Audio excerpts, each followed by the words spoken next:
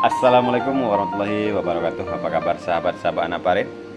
Pada kali ini di mata kuliah Manajemen Laboratorium Pendidikan, pada pertemuan keempat kita akan membahas tentang persiapan laboratorium pendidikan.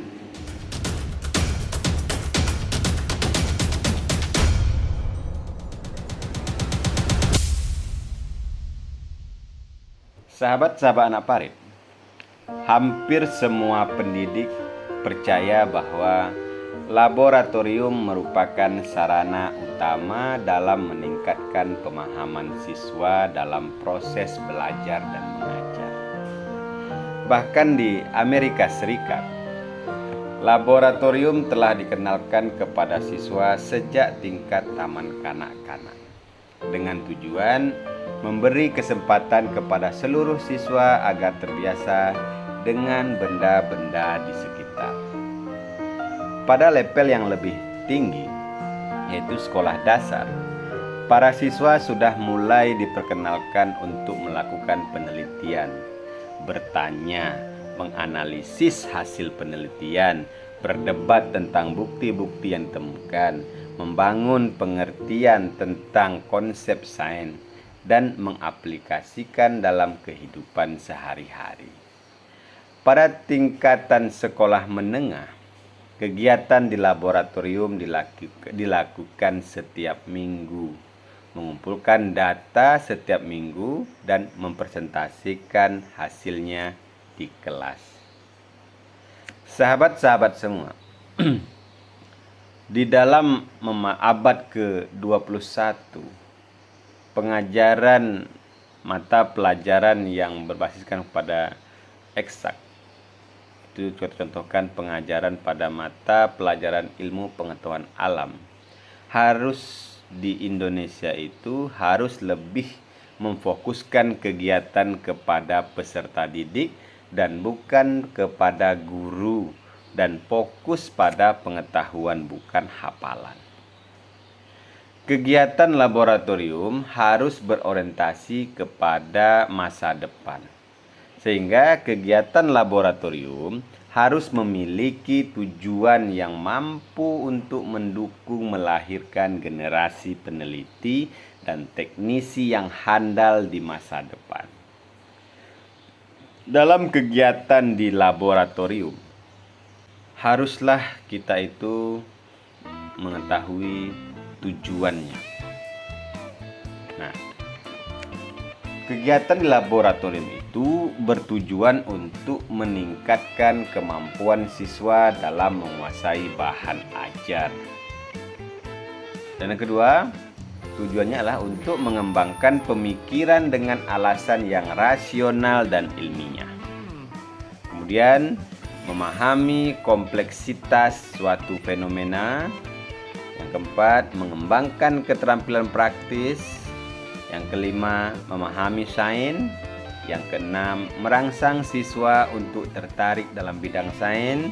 Dan yang ketujuh, untuk mengembangkan kemampuan siswa dalam bekerja kelompok. Sahabat-sahabat semua, untuk mempersiapkan laboratorium yang baik, harus dipahami perangkat-perangkat laboratorium tersebut. Nah, perangkat-perangkat dalam laboratorium itu diantaranya yang pertama adalah standar laboratorium. Standar laboratorium ini meliputi ukuran laboratorium, bentuk laboratorium, dan lokasi laboratorium, serta ruang persiapan laboratorium. Yang kedua itu adalah pembangunan laboratorium. Pembangunan laboratorium ini meliputi yang pertama fungsi dan karakteristik laboratorium. Yang keduanya prasyarat utilitas ruangan. Kemudian tinjauan keselamatan, kesehatan, dan kenyamanan ruang, standar kelengkapan, serta luasnya ruang laboratorium. Sahabat-sahabat semua, masing-masing laboratorium itu berbeda fungsi dan berbeda pula bentuk ruangan, dan luas ruangan. Dalam laboratorium itu ada namanya laboratorium sains, ada laboratorium IPA, ada laboratorium biologi, laboratorium fisika, laboratorium kimia, ada juga namanya laboratorium bahasa. Nah, di sini masing-masing laboratorium itu tentu memiliki standar yang berbeda.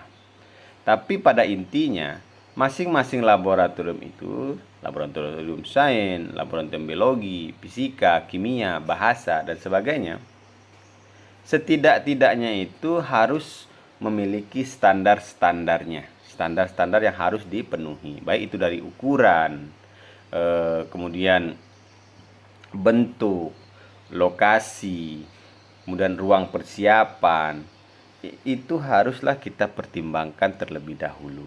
Kita akan contohkan kepada standar laboratorium sainsnya.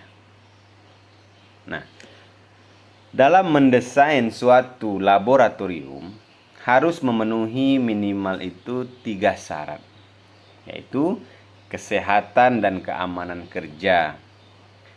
Kemudian yang kedua, rasa nyaman. Yang ketiga, efisiensi energi laboratorium. Nah, laboratorium ini haruslah didesain untuk memenuhi keamanan dan kesehatan kerja bagi orang-orang yang bekerja di laboratorium tersebut.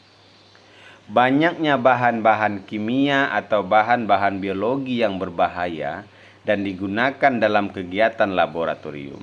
Oleh karena itu, keamanan dan keselamatan kerja harus menjadi prioritas utama dalam laboratorium.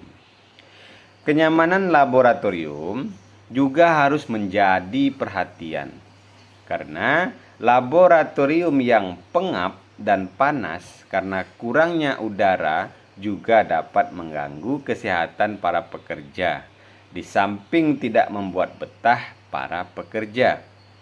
Oleh karena itu, laboratorium harus memiliki ventilasi yang baik, sehingga membuat para pekerja menjadi nyaman bekerja di laboratorium.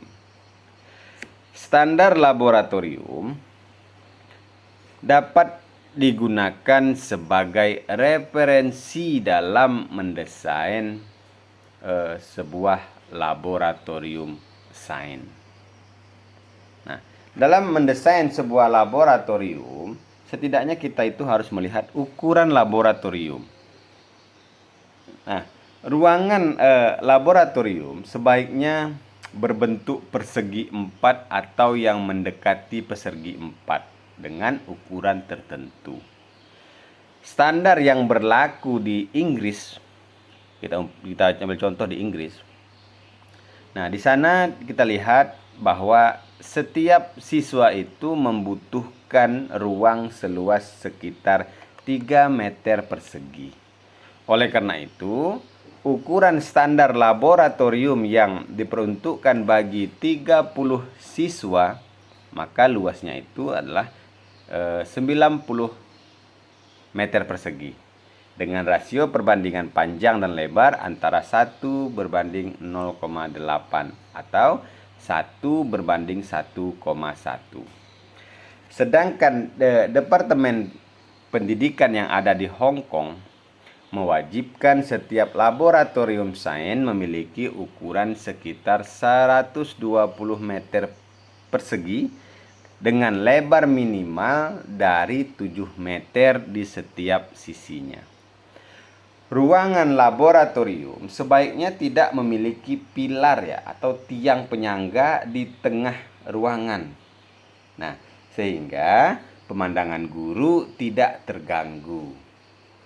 Setiap laboratorium wajib memiliki ruang persiapan yang dapat digunakan untuk menyiapkan kegiatan praktikum, perbaikan peralatan, maupun penyimpanan alat dan bahan. Satu ruang persiapan dapat digunakan untuk 1 atau 2 buah laboratorium yang berdekatan. Ruang persiapan disarankan itu memiliki ukuran lebih kurang 45 meter persegi. Sahabat-sahabat semua, ketentuan ruang laboratorium IPA kita contohkan. Menurut Peraturan Menteri Pendidikan Nasional Nomor 24 Tahun 2007, yang itu rasio minimum ruang laboratorium IPA itu 2,4 meter persegi per peserta didik. Untuk rombongan belajar kurang dari 20 orang. Luas minimum ruang laboratorium 48 meter persegi, termasuk luas ruang penyimpanan dan persiapan seluas 18 meter persegi.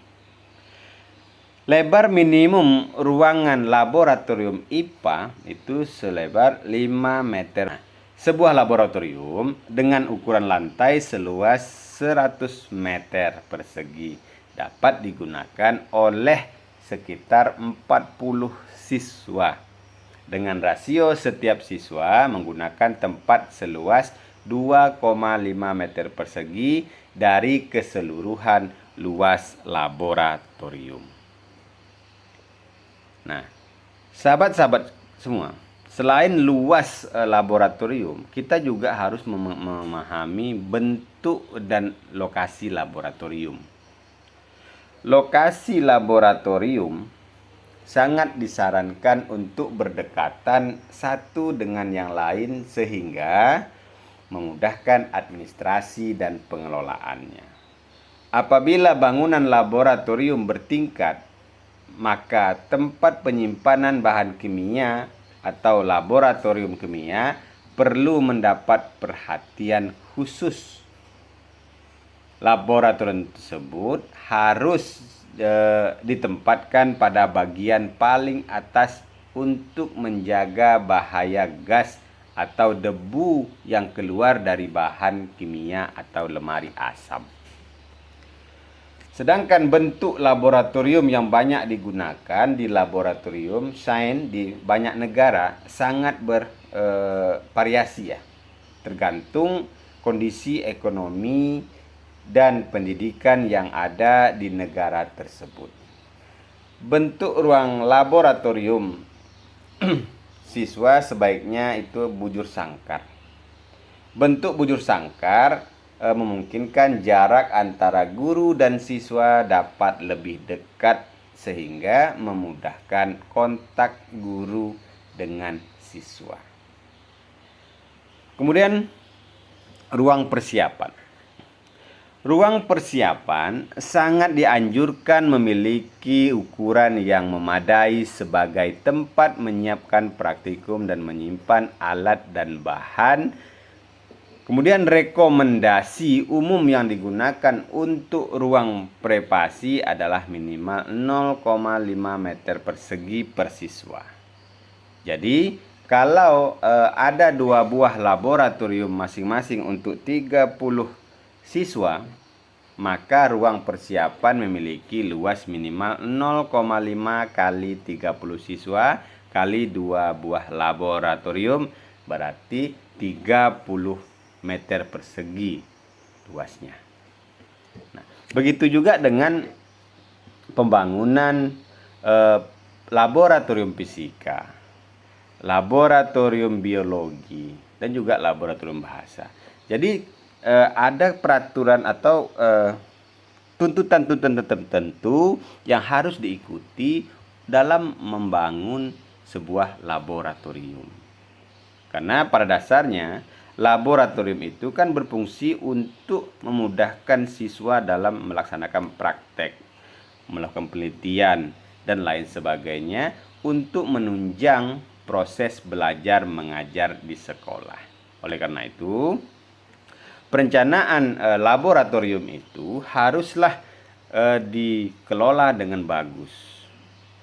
Sejak dari persiapan, kemudian organisasi, pelaksanaan, dan evaluasinya itu benar-benar dilakukan dengan baik. Karena kalau seandainya manajemennya tidak berjalan, otomatis tujuan adanya laboratorium di sekolah tidak akan berjalan secara maksimal. Otomatis pendidikan juga akan terganggu karena tidak adanya penunjang kegiatan proses belajar mengajar. Begitulah pentingnya sebuah laboratorium yang ada di sekolah. Jika sudah ada laboratorium di sekolah, maka ini perlu dimanajemen secara baik agar fungsi dari laboratorium itu bisa tercapai dengan baik. Oke, sahabat-sahabat semua, itulah tadi uraian singkat saya sebagai pengantar saya dalam mempelajari persiapan laboratorium di lembaga pendidikan. Semoga konten singkat ini bisa membuka cakrawala sahabat-sahabat semua untuk mengkaji lebih dalam, belajar lebih luas tentang bagaimana persiapan laboratorium itu sendiri. Oke, saya Edi Sundrawan Anak Parit, dosen pengampu mata kuliah Manajemen Laboratorium Pendidikan pada program studi Manajemen Pendidikan Islam, Fakultas Ilmu Agama Islam, Universitas Islam Indragiri. Mohon maaf jika ada kesalahan dan saya akhiri. Assalamualaikum warahmatullahi wabarakatuh.